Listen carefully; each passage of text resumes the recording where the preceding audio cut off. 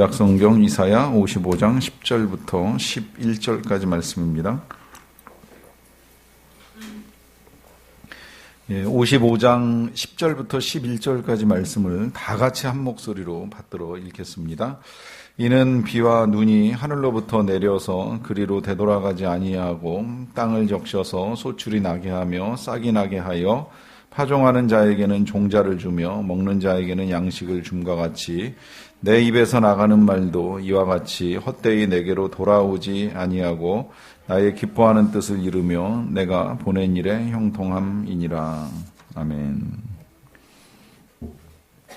말씀 묵상 특강이라고 이제 주제는 정해졌는데 이 말씀 묵상은 그 하나님의 음성을 듣는 것에 대한 이제 큰 틀 안에서 가장 정확하고 또 가장 바르게 하나님의 음성을 듣는 원리로 배워 나가는 겁니다. 이제 그래서 어떻게 묵상을 할 건지에 대해서 이제 몇 주간에 걸쳐서 말씀을 나눴고요.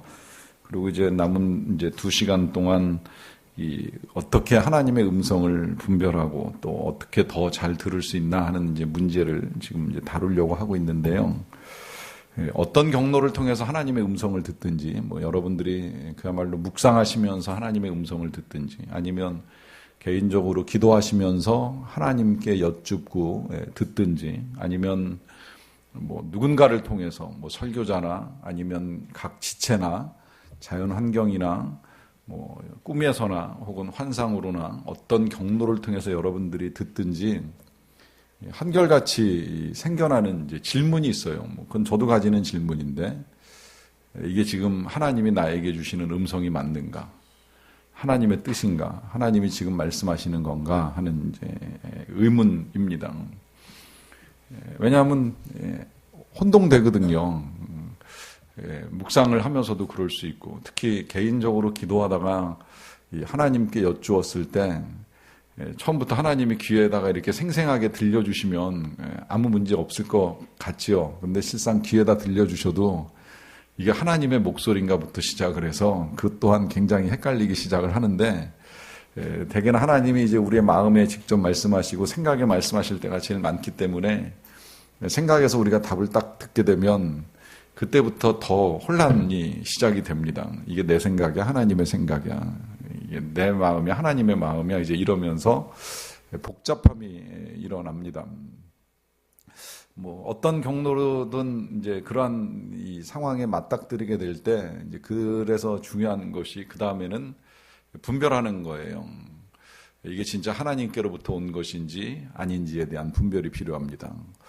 혹 여러분들이 기회가 돼서 이제 이 하나님의 음성을 대언해주는 예언자를 통해서도 들을 수는 있어요. 교회에서 특별히 초청한 사람이나 아니면 여러분들이 어떤 경로를 통해서 만났든지 간에. 그러나 그와 같은 사역을 하는 사람들이라고 하더라도 항상 100% 하나님의 음성을 바르게 전달하는 건 아니라고 하는 거예요. 그 사람들 가운데에도 하나님의 음성처럼 전해주기는 하지만 거기에 잘못되고 왜곡되고 성경에 어긋나는 이야기들을 해주는 경우도 적지 않다는 거예요. 제가 이번에 오늘 강의를 준비하면서 특별히 그런 사례들도 적지 않게 봤어요. 음성을 분별하는 거를 하려고 하다 보니까 잘못된 음성을 듣고 이 어긋난 길로 가는 사람들, 또 음성을 들려주는 사람들의 이 문제점에 대해서도 이제 다시 정리를 하다 보니까 이게 예언 사역 자체가 나쁜 건 아니에요. 분명히 교회 안에 필요한 은사이고 하나님이 허락하신 은사이기 때문에 있어야 될 것이면 틀림이 없지만 역시 상당히 위험할 수 있구나. 은사를 통하여서도 잘못된 하나님의 뜻이 전달될 수 있구나라고 하는 것이면은 틀림없다는 사실을 이제 분명하게 다시 확인을 하게 되었습니다. 그래서 그와 같은 것들에 직면하게 될 때에 우리가 어떻게 그거를 분별할 수 있는가 하는 것을 오늘 몇 가지로 좀 나누어서 함께 보려고 하는데요. 그래서 제일 첫 번째로 보는 것이 이제 하나님의 음성과 사탄의 음성을 분별하는 것부터 시작을 합니다. 일단 사탄의 음성과 하나님의 음성의 특징이 있는데요. 일단 사탄과 하나님의 차이를 보면 제일 먼저 알 수 있을 것 같아요. 그 차이가 요한복음 8장 44절에서 예수님이 설명을 해줬어요. 너희는 너희 아비 마귀에게서 났으니 너희 아비의 욕심대로 너희도 행하고자 하느니라. 그는 처음부터 살인한 자요 진리가 그 속에 없으므로 진리에 서지 못하고 거짓을 말할 때마다 제 것으로 말하나니 이는 그가 거짓말쟁이요 거짓의 아비가 되었음이라. 예수님이 정의해주는 사단의 정체는 뭐예요? 거짓의 아비죠.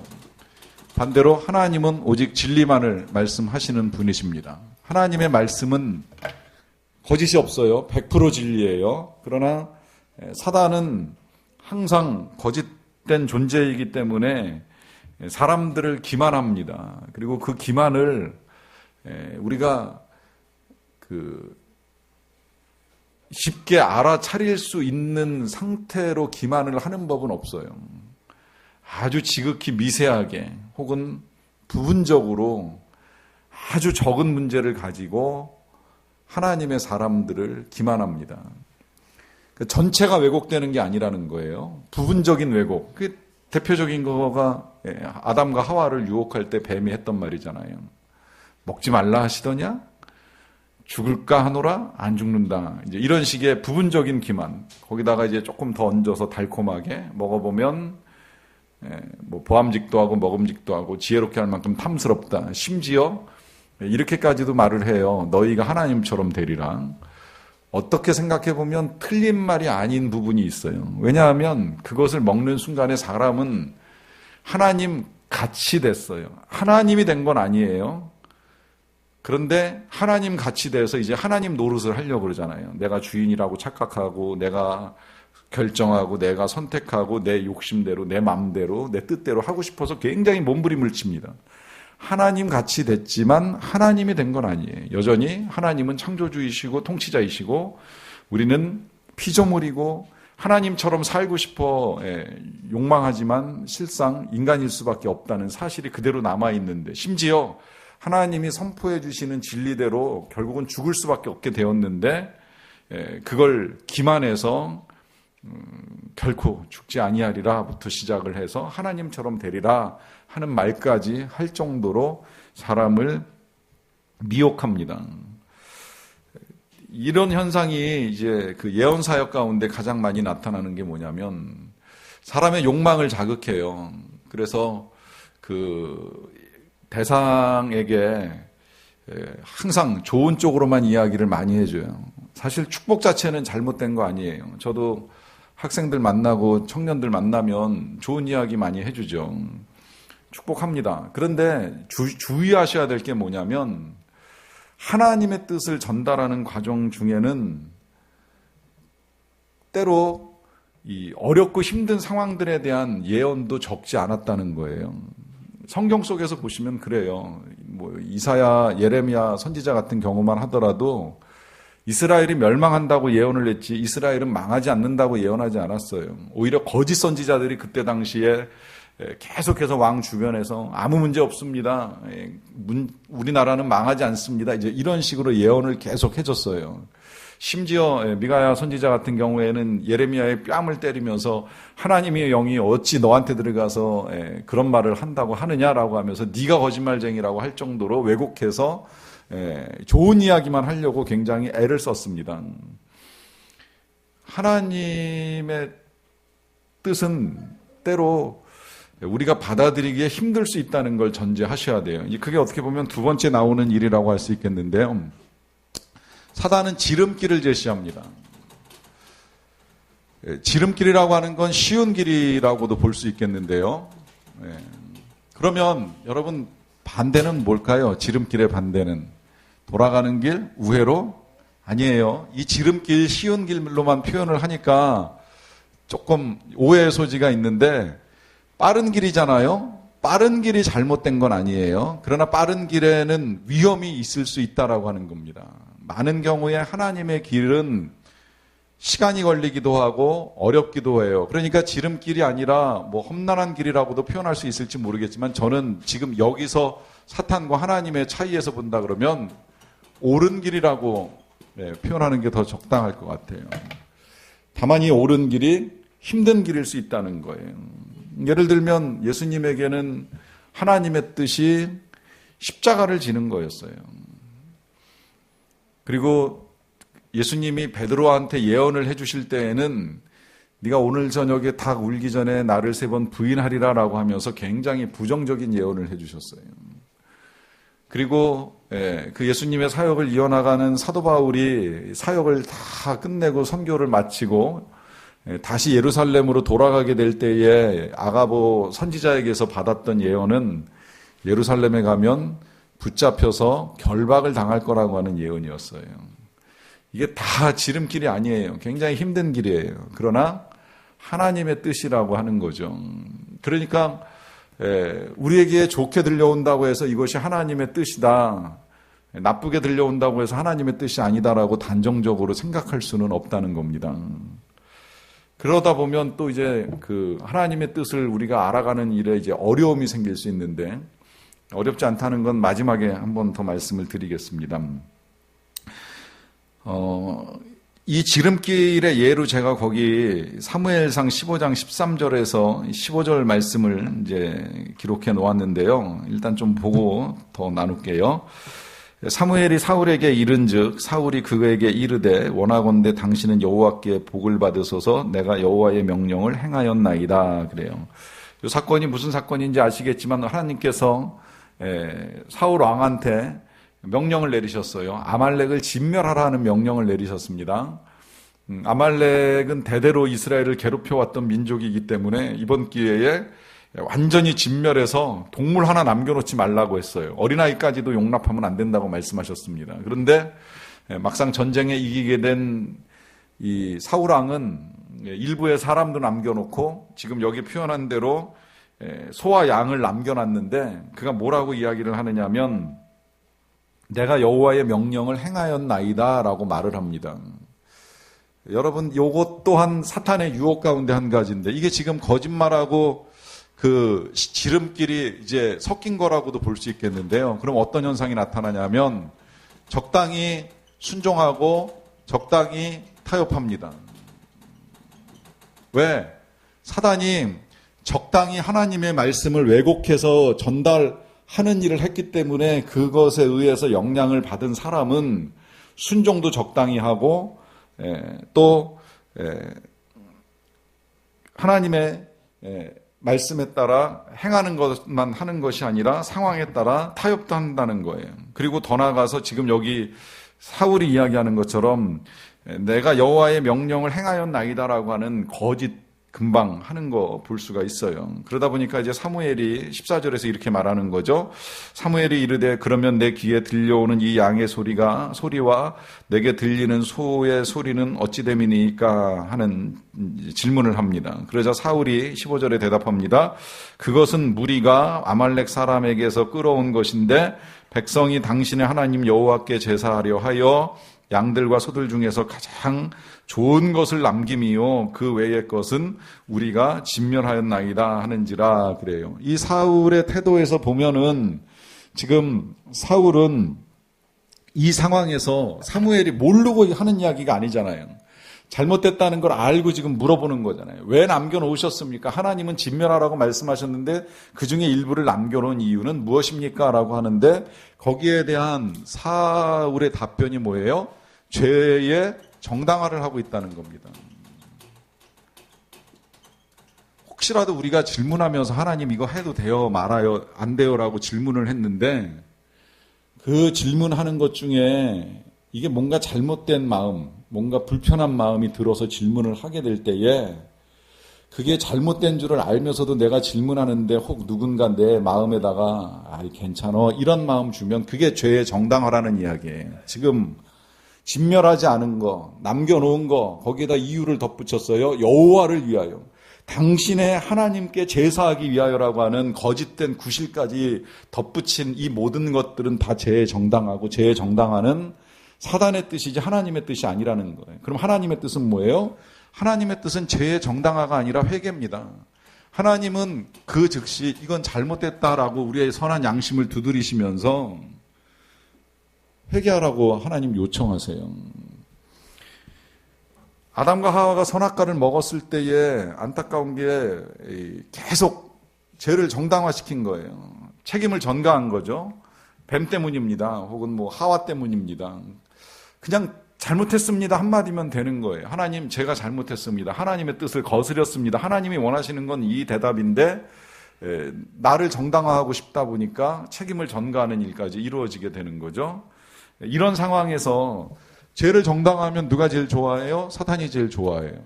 회개하면 누가 제일 싫어해요? 사탄이 제일 싫어해요. 왜? 회개하는 순간 우린 다시 하나님과의 관계가 열리고 하나님과의 교제 속에 들어갈 수 있기 때문에 이걸 사탄이 제일 싫어합니다. 그러니까 회개를 안 하는 건 사탄이 주는 것이고, 회개하고 잘못을 인정하는 건 하나님의 뜻이라고 보셔도 틀리지 않습니다. 그 다음에 이제 네 번째로는 분열과 연합입니다. 일단 성경부터 보면 고린도전서 14장 33절인데요. 하나님은 무질서의 하나님이 아니요 오직 화평의 하나님이시니라 그래요. 사단은 어떤 경우에든 분열을 조장합니다. 하나님의 뜻은 연합입니다. 일치예요. 분열이 어디에서 일어나느냐라고 했을 때에 이제 무질서에서 분열이 생기는 거죠. 자, 이 무질서가 왜 생기는지 아세요? 무질서는 권위를 인정하지 않는 데서 생겨나는 겁니다. 예언 사역이 문제가 되는 건 아니지만 때때로 그 예언 사역 때문에 무너지는 교회들을 보면 대부분 그 예언 사역을 하는 사람들이 교회의 권위를 무시합니다. 하나님이 분명히 교회에 세우신 권위가 있는데 그 권위를 무시하고 이제 사역을 하다 보면 그 다음에 이제 교회가 나뉘게 돼요. 왜냐하면 권위를 존중하는 무리와 그 예언에 끌려다니는 무리가 반드시 나뉘게 돼 있어요. 그럼 여기서부터 이제 하나님이 역사하시는 것이 아니라 사단이 일을 만들어가는 거죠. 왜? 그래야 교회가 깨지고 교회가 무너지니까요. 그러니까 이제 이 일의 위험성이 발생을 하는 겁니다. 이건 다 사단의 뜻이고 하나님의 뜻이 아니라는 거예요. 하나님의 뜻은 어떤 상황에서도, 어떤 어려움의 직면에서도 교회가 연합하고 교회가 하나 되어서 나아가는 것이 하나님의 뜻입니다. 그래서 내가 하나님께 듣고 하나님의 뜻이라고 여겨지는 이 일이 교회에 덕을 세우는가, 아니면 교회의 혼란을 초래하는가, 이제 이런 분별이 필요하다고 말씀을 드리는 겁니다. 그 다음에 다섯 번째로는 사단의 생각은 우리를 교만하게 만들고요. 하나님의 뜻은 우리를 겸손하게 만듭니다. 원래 이 하나님의 뜻을 분별하기 위해서 오늘 지금 이제 우리가 세 가지로 크게 나누어 보는데 여기 하나가 빠진 게 있어요. 뭐가 빠졌냐면 하나님의 기준과 세상의 기준에서도 이제 우리가 구분해서 좀 봐야 될 필요가 있어요. 지금 음성을 하나님의 음성인가 사단의 음성인가 구분하는 것, 또 생각을 하나님의 생각인가 내 생각인가를 구분하는 것도 필요한데 지금 우리의 마음 속에는 세상의 기준이 엄청 많이 들어와 가지고요. 하나님의 음성을 들었을 때에도 이게 세상의 기준인지 내 기준인지 혼란이 일어날 때가 많습니다. 예를 들면 한때 교회가 오랫동안 이제 그런 세상의 기준에 엄청 시달려 왔어요. 그건 목회자들도 엄청 시달렸고 저도 솔직히 부끄럽지만 그런 기준에 시달렸어요. 목회는 성공해야 된다. 여러분, 성공이 뭡니까? 성공을 하라고 하는 것이 워낙 이 세상의 가치이다 보니까 이 교회도 목회도 그리스도인들도 다 세상에서 돈 벌고 출세하고 이름 날리고 유명해지는 이 모든 것들이 다 원칙이 돼버리고 기준이 돼버린 거예요. 하나님은 그렇게 말씀하신 적이 없어요. 예수님은 제자들에게 나를 따라오려거든 오히려 나를 부인하고 자기 십자가를 지고 따르라고 요청을 합니다. 내려가라고 말씀하시고 실패할 수도 있다는 걸 항상 전제하셔요. 이게 세상 기준과 하나님 기준의 차이예요. 그 예 가운데 한 가지가 세상은 자기 PR 시대라고 이야기하잖아요. 나를 드러내라, 나를 높여라, 나를 알려라. 물론 뭐 학생들이 진학하기 위해서 취업하기 위해서 스펙을 만들고 자기의 가치를 높이는 이게 잘못됐다는 거 아니에요. 그러나 적어도 하나님 앞에서 분명히 여기 지금 미가서 6장 8절이 말씀하고 있는 것처럼 겸손하게 하나님과 동행하는 일이 먼저거든요.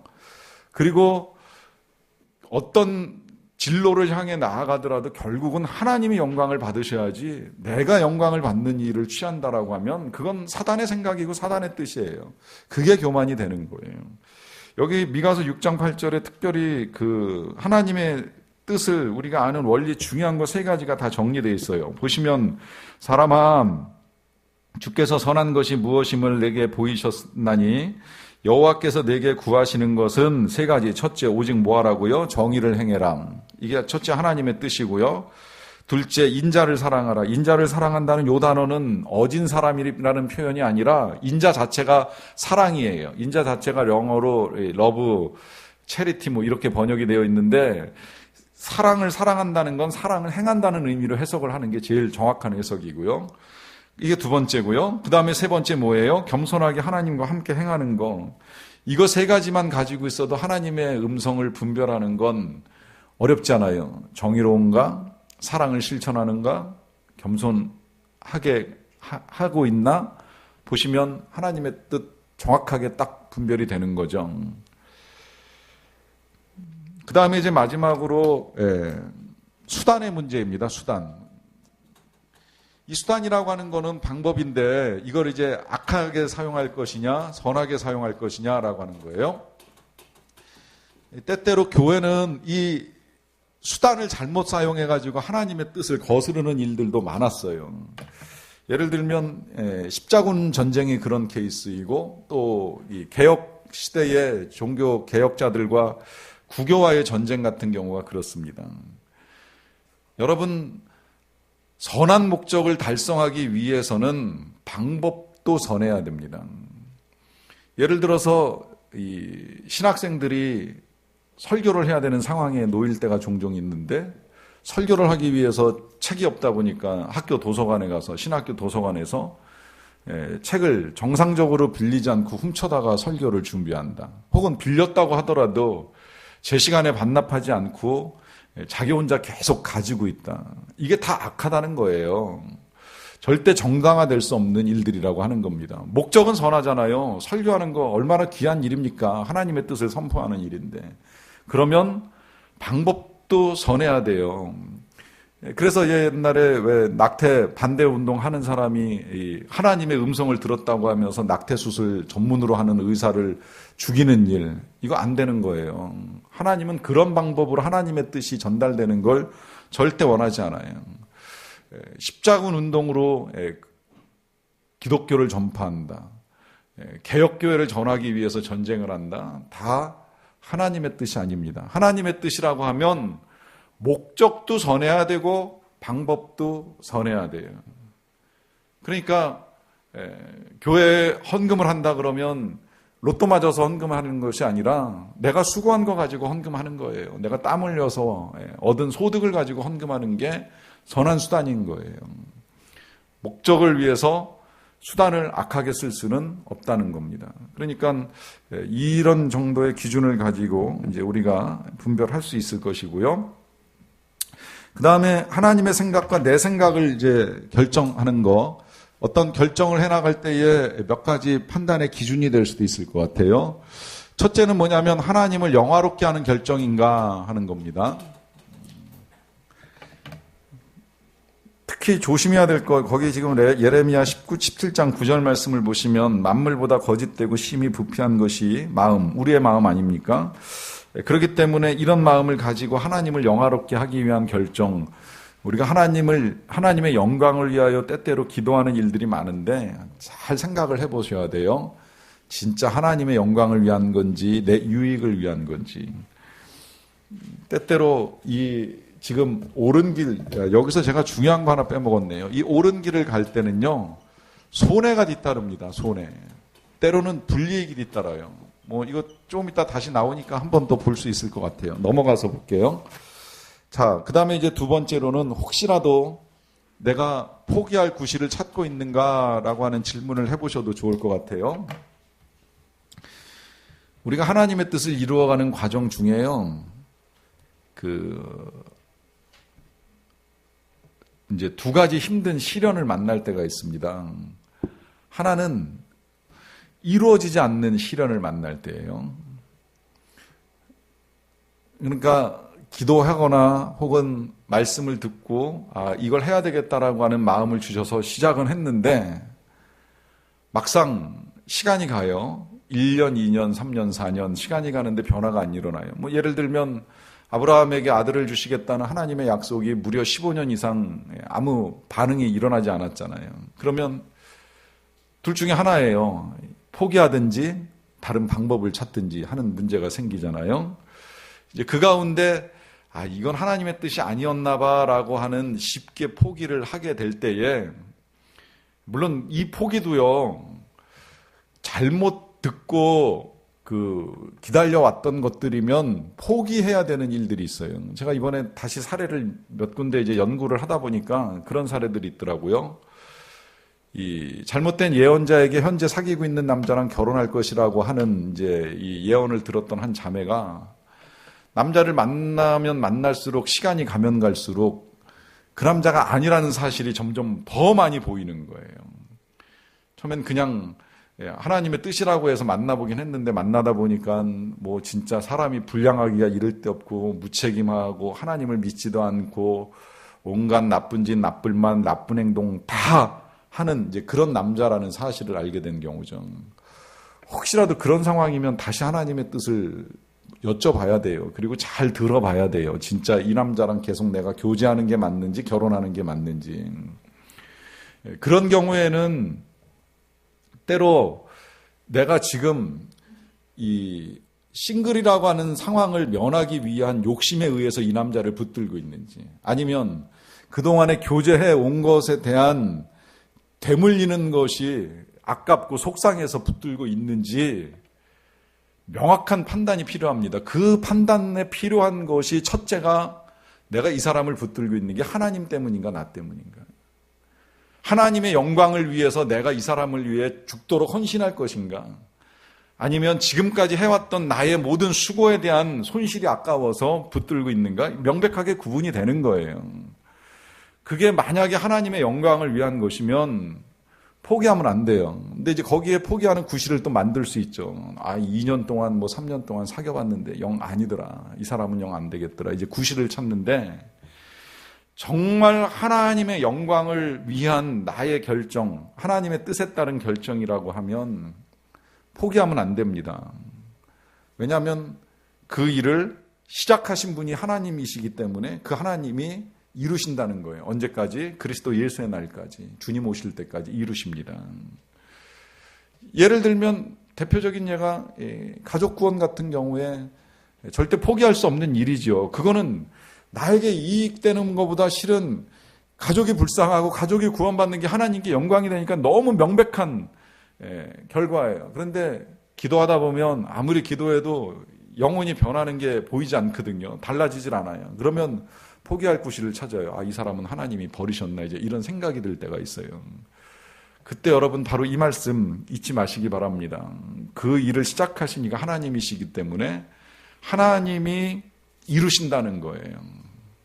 저는 목회하면서 제일 하나님의 영광을 강력하게 본 때가 바로 그때예요. 진짜 변하지 않을 것 같은 불신자가 끝내 교회 나오고 예수 믿고 주님을 고백하고 돌아가시는 걸 보게 될 때에 진짜 하나님이 이 일을 통해서 영광을 받으시고 승리를 쟁취하시는구나 할 정도의 이 전율을 느꼈던 일도 있어요. 여러분, 그렇기 때문에 우리가 하나님의 영광을 위해서, 하나님의 뜻을 위해서는 쉽게 포기할 수 없다는 겁니다. 자, 그 다음에 이제 세 번째로 성경은 뭐라고 말씀하시는가 하는 걸 가지고 내 생각인지 하나님의 생각인지 구분할 수 있습니다. 자, 여기서 성경은 뭐라고 말씀하시는가라고 하는 아까 얘가 이제 예를 들어서 성경은 성공하라고 말하지 않죠. 성경은 오히려 형통하라고 말하고요. 또 뿐만 아니라 때로는 그 밑에 있는 마태복음 16장 24절의 말씀처럼 제자들에게 나를 따라오려거든 자기를 부인하고 자기 십자가를 지고 나를 따르라고 말씀하시면서 우리의 권리를 주장하는 것이 아니라 오히려 십자가를 지라고 말씀을 하십니다. 이게 하나님의 뜻이에요. 내가 내 이익을 취하는 것이라면 사단이 가져다니는 생각일 가능성이 많아요. 왜 손해봐? 왜 네가 희생해야 돼? 이런 마음이라면 이건 절대 주님 마음이 아닐 가능성이 많습니다. 반대로 네가 양보해, 네가 손해봐, 네가 사과해, 네가 먼저 해라고 하시는 음성이 들려오면 하나님의 음성이 명백하다고 보셔도 틀리지 않아요. 왜냐하면 하나님은 그런 십자가를 통해서 연합을 이루시는 분이시기 때문이라고 하는 거죠. 그런데 그런 하나님의 요구가 말이 안 될 때가 있어요. 어떻게 저렇게 사악한 인간한테 내가 먼저 사과를 할 수가 있지? 이제 이런 생각이 들 때가 있거든요. 그게 5번째 원리인데요. 우리는 상식을 따르고요. 반대로 하나님에게는 신적인 지혜가 있습니다. 이 신적 지혜라는 게 뭐냐면 인간의 생각을 초월하는 지혜예요.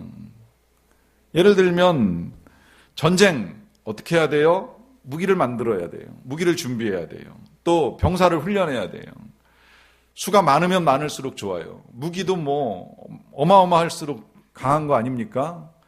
그런데 처음 전쟁을 치르는 이스라엘 백성들에게 하나님이 명하신 건 뭐예요? 그냥 성을 하루에 한 바퀴씩만 돌아라. 마지막 날 7바퀴만 돌아라. 아무것도 하라고 하지 않으셨어요. 꼭 필요하다면 마지막 날 돌 때 마지막 바퀴에서는 소리를 질러라. 전쟁 같지 않은 전쟁 방법, 이게 상식적으로는 안 맞잖아요. 그러나 하나님의 지혜는 그게 하나님의 전쟁 방식이에요. 어떤 경우에는요, 찬양대를 앞세우고 나가라 그래요. 여사밧 왕 시대에 찬양대를 앞세워서 나가요. 찬양대가 뭘 할 줄 알아요? 노래밖에 할 줄 몰라요. 그런데 찬양대를 앞세우고 전쟁을 나가는데 하나님이 임하시면서 역시 전쟁은 승리로 끝납니다. 이런 것들이 이해가 안 가는 거죠. 그중에 가장 신적 지혜가 강하게 나타난 사건이 십자가 사건이. 십자가 사건, 그때 당시 사람들 볼 때는 저건 강도 아니면 정치범들이 죽는 형틀이었어요. 거기에 예수님이 달리니까 그 예수님도 뭐 그 중에 하나이겠지 이렇게 생각한 사람들도 많아요. 그러나 그 십자가가 어떤 곳이에요? 모든 인간의 죄를 모으는 하수 처리장이었잖아요. 거기서 우리 인간의 모든 죄가 다 정화되고 씻겨서 이제 생명을 얻고 하나님께 나아갈 수 있는 길을 얻게 되잖아요. 이게 하나님의 신적인 지혜입니다. 상식적으로 보면 얼마나 흉악하고 끔찍합니까? 그러나 그걸 통해서 하나님은 하나님의 일을 이루어 가세요. 그러니까 우리가 하나님의 음성을 판단하는 기준이 절대 내 상식만 가지고 생각하시면 안 된다는 거예요. 그 하나님의 비상식은 90 넘은 여인이 아이를 낳을 수도 있는 것이고 아무것도 아니었던 감옥의 죄수가 총리가 될 수도 있는 것이고 놀라운 지혜가 일어납니다. 그걸로 판단할 수 있다는 겁니다. 그 다음에 이제 6번째가 나의 소원과 하나님의 뜻인데요. 나의 소원과 하나님의 뜻. 저는 이거를 조금 더 명백하게 구분하기 위해서는 사실은 소원보다는 그냥 욕망이나 욕구 이런 단어를 좀 더 쓰고 싶은 마음도 있어요. 이게 진짜 하나님의 뜻인지 내가 원하는 건지 내가 바라는 건지 내가 소원하는 건지 이게 잘 분별해 보면 하나님의 음성을 듣는데 굉장히 도움이 많이 됩니다. 특히 그 요한복음 15장 7절 보시면 이런 말씀 있잖아요. 너희가 내 안에 거하고 내 말이 너희 안에 거하면 무엇이든지 원하는 대로 구하라. 그리하면 이루리라. 자, 여기 기도 응답에 대한 놀라운 약속이 있어요. 뒷부분을 보시면 무엇이든지 원하는 대로 구하라 라고 말씀을 하잖아요. 그리하면 다 이루어지리라. 무엇이든지 다 구해라. 원하는 대로 구해라. 그리하면 이루어지리라. 단 조건이 하나 있습니다. 뭐예요? 너희가 내 안에 거하고 내 말이 너희 안에 거하면. 그러니까 하나님의 뜻 안에만 거하면 그야말로 5만 번 응답받는 거 불가능한 일 절대 아니에요. 조지 밀러 목사님이 왜 5만 번 응답을 받았겠어요? 항상 하나님 안에 거하시고 하나님의 말씀대로 살았어요. 거지와 고아와 가난한 자들을 위해서 그가 삶 전체를 헌신하고 어떤 희생도 감수하면서 하나님의 뜻 안에 거하다 보니까 필요한 대로 구하는 대로 원하는 대로 하나님이 다 응답해 주시는 거예요. 그래서 고아원의 문을 연 이후로부터 단 한 번도 먹을 것이 떨어지거나 할 것을 못한 적이 없다고 고백하실 만큼 하나님의 응답의 역사가 나타납니다. 왜냐하면 자신의 소원을 이루기 위한 기도가 아니라 하나님의 뜻을 이루기 위한 기도였기 때문에 이제 그 일이 가능하게 된다는 거예요. 마지막으로 분별의 기준 보겠습니다.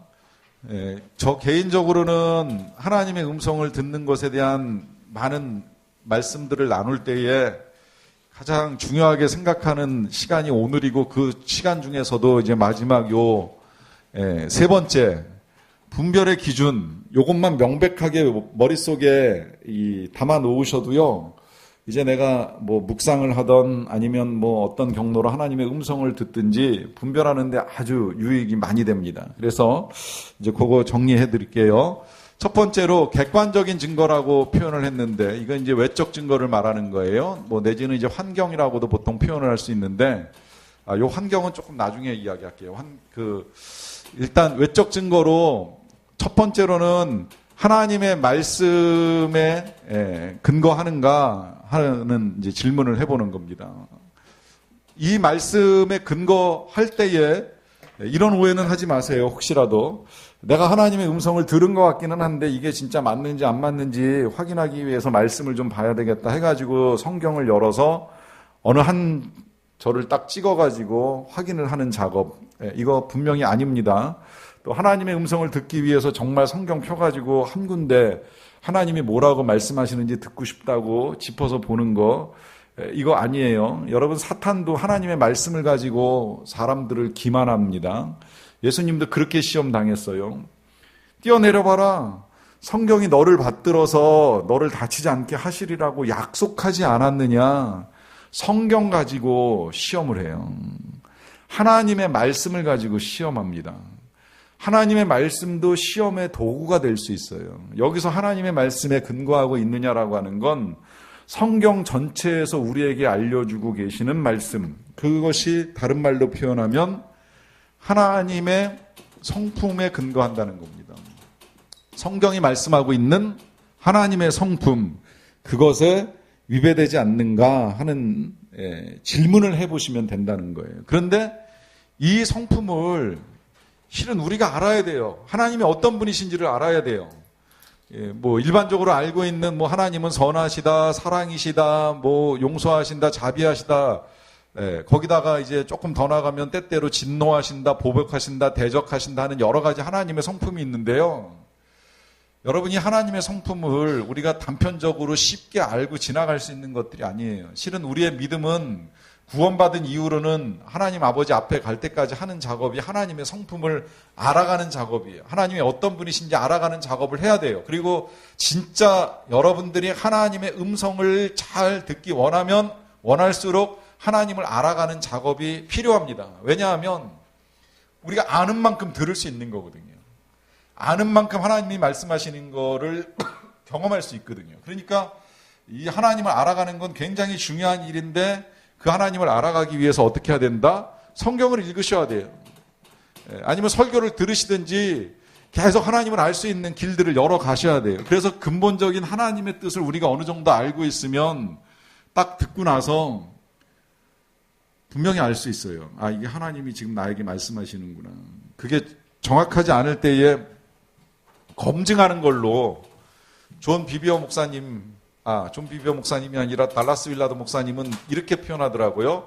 환경과 그 다음에 환경과 성경과 그리고 성령의 감화, 이 세 가지에서 확증을 얻을 수 있으면 하나님의 뜻으로 봐도 된다. 하나님께서 음성을 들려주신 것으로 봐도 된다고 하는데, 요건 지금 요쪽과하고 별개로 분별의 기준입니다. 어떤 상황 속에서나 아니면 내 마음에 울려주는 성경의 감화, 그리고 거기에 더하여서 말씀의 확증을 받을 수만 있으면 하나님이 지금 내게 말씀하고 계시는 거라고 봐도 좋다는 거예요. 이건 뭐 예를 들어서 이제 그 청년들이 신학의 소명을 받을 때라든지, 뭐 목회자가 선교의 소명을 받을 때라든지, 아니면 뭐 평신도가 사역의 소명을 받을 때라든지, 하여튼 뭐 누구를 도와주라고 하는 그런 특별한 하나님의 이제 이 음성이 들려올 때 분명히 불쌍한 사람을 본다거나 아니면 내 마음의 그 불쌍한 마음을 성령이 자극하신다거나, 그리고 성경을 통해서 한 번 더 말씀해 주시면 그걸로 분별하시면 되는 거예요. 그럼 문제가 없다는 거죠. 자, 이제 이런 방법이 있는데, 여기서도 보면은 지금 이 성경과 설교를 통해서 그 외적인 증거를 이제 1차적으로 얻어 나간다는 거예요. 그 다음에 이제 두 번째가 주관적 증거인데, 주관적 증거는 말 그대로 내적 증거입니다. 이 내적 증거가 여기서는 성령의 감화라고 말씀을 드리는 거고요. 자, 그러면 내적 증거는 어떻게 나타나느냐라고 했을 때, 가장 기본적으로 나타나는 증거는 평안입니다. 거기에 조금 더 나가면 기쁨과 감사가 있어요.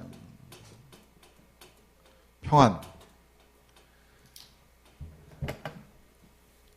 자, 예수님이 하나님의 뜻을 묻는 일이 성경에 나오는데요. 언제 나와요? 겟세마네 동산에서 하나님의 뜻을 묻잖아요. 이 잔을 내게서 옮기시옵소서. 네, 그러나 내 원대로 마옵시고 아버지의 원대로 하시옵소서. 예수님도 포기하고 싶으셨던 거예요. 그러셨을 것 같아요. 마지막 제자들 보면 한심하잖아요. 끝까지 예수님 부인 안 하겠다고 뭐 죽을 때까지 함께 하겠다고 하는데 정작 예수님 기도하러 가시니까 다 잠들어 있어요.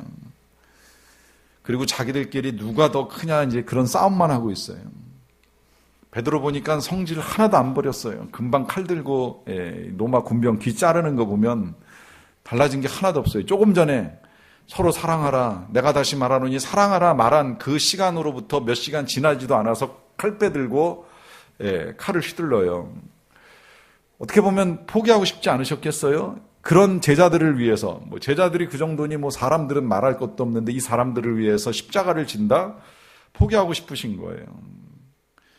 그러다 보니까 예수님도 기도를 하셨어요.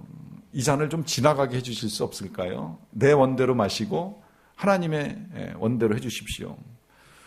자, 하나님이 뭐라고 응답하세요? 하나님이 아무 말씀을 안 하셨어요. 침묵은 그냥 가라는 거예요. 자, 여기서 제가 여러분들에게 드리고 싶은 질문이 하나 있어요. 그 겟세마네 동산에서 내려오실 때 예수님은 불안하셨을까요? 부들부들 떨고 계셨을까요?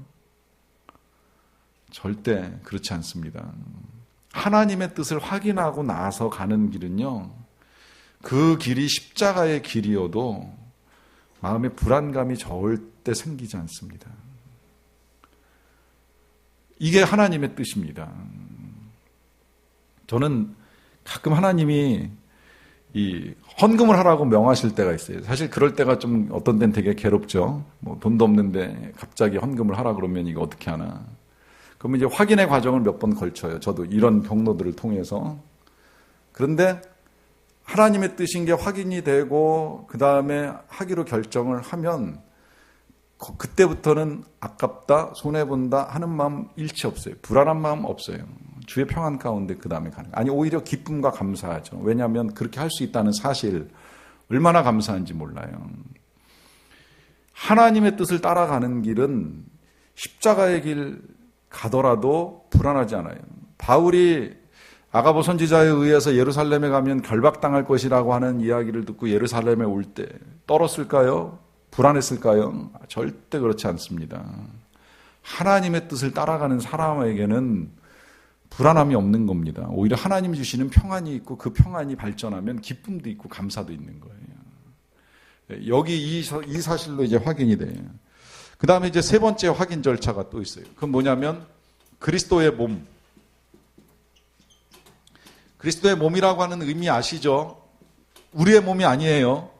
뭐 이걸 사람들이 뭐 주님이 임재하시면 몸이 부르르 떨리느냐 뭐 이제 이렇게 오해를 하시는 분들이 있는데 이 몸이라고 하는 거 이제 우리 교회 공동체인 거 아실 거예요. 공동체 내에서의 확인입니다. 그런데 그 공동체 내에서의 확인 어떻게 하나? 하나님은 일단 질서의 하나님이시라고 하는 거죠. 이거 아까 이미 나왔기 때문에 설명을 안 해요. 그 질서의 하나님은 권위를 통해서 확증을 해주시는데 그 권위는 어디서부터 온다? 하늘로부터 온다는 거예요. 그리고 그래서 그 권위에 어떻게 해야 된다? 순종해야 된다라고 하는 겁니다. 왜? 하나님이 원하시는 건 화평이지 무질서가 아니에요. 연합이지 분열이 아니라는 겁니다. 그래서 몸 안에서의 확인이 반드시 이루어져야지 확증할 수 있어요. 그래서 제가 선교팀 떠날 때마다 항상 부탁하는 게 있습니다. 권위에 순종하라고. 일단 선교사의 권위에 제일 먼저 순종하고 그 다음에 이제 인솔하는 교역자와 단장 권위에 순종하고 그 다음에 이제 뭐 부단장 총무의 권위에 순종하시라. 왜냐하면 그 권위에 순종하지 않으면 팀 내에 무질서가 생기고 분열이 생깁니다. 그러면 그 팀은 절대 능력을 발할 수 없어요. 뭐 그냥 갖고 가서 사역을 어떻게 대충 하고 올지는 모르지만 구원의 역사, 생명의 역사 경험하기 굉장히 힘듭니다. 좀 지도자가 부족해 보이고 부실해 보여도 그 권위를 인정하고 그 권위 아래 순종할 때 그 질서 속에서 하나님의 뜻이 이루어진다는 거예요. 거기에서 하나님의 역사가 나타납니다. 자, 그 다음에 마지막 네 번째로 이제 성취인데요. 요 성취는 그 두 가지로 좀 보셔도 좋을 것 같아요. 하나는 이제 사전의 성취이고, 그 다음에 이 하나는 사후 성취인데요. 이 사전이라고 하는 말은 뭐냐면, 우리가 이제 어떤 예언 사역을 하는 분이나 은사를 가진 사람으로부터 듣게 되는 일들이 있었을 때에는 그가 지금까지 증거한 것들, 그가 지금까지 전한 것들이 어느 정도 성취가 되었는지에 대한 검증이 있으면 분별하기가 훨씬 쉬워져요. 이건 사전 성취라고 지금 말씀을 드리는 거고. 그러나 그렇게 하기가 굉장히 힘든 일들이 많아요. 더더군다나 이제 우리가 직접 누군가를 통하지 않고 내가 직접 기도하는 가운데, 묵상하는 가운데 하나님의 음성을 들으면 이제 검증하기가 어렵잖아요. 그건 지금 말씀드린 대로 이제 저런 객관적이거나 주관적이거나 공동체 안에서 확인을 하시면 되는데, 그렇게 분별하시면 되는데, 한 가지 분명한 건 하나님이 우리에게 들려주신 것이라면 반드시 이루어집니다. 반드시. 하나님이 이루십니다. 하나님이 말씀하셨기 때문에. 그게 이제 오늘 우리가 읽었던 본문의 말씀이에요. 마지막 11절에 보시면 내 입에서, 그러니까 하나님의 입에서 나가는 말도 이와 같이 헛되이 내게로 되돌아오지 아니하고 나의 기뻐하는 뜻을 이루며 내가 보낸 일에 형통함이니라 라고 하면서 하나님의 뜻을 반드시 이룬다는 겁니다. 결국 하나님의 뜻은 이루어진다는 거예요. 이 일에 여러분들이 소망을 가지시기를 부탁을 드려요. 그래서 하나님이 말씀하시는 것을 들으시고 분별하시고 그것이 어떻게 여러분들의 삶 가운데 이루어지는지를 보시고 경험하시기를 간절히 축원합니다. 기도하겠습니다.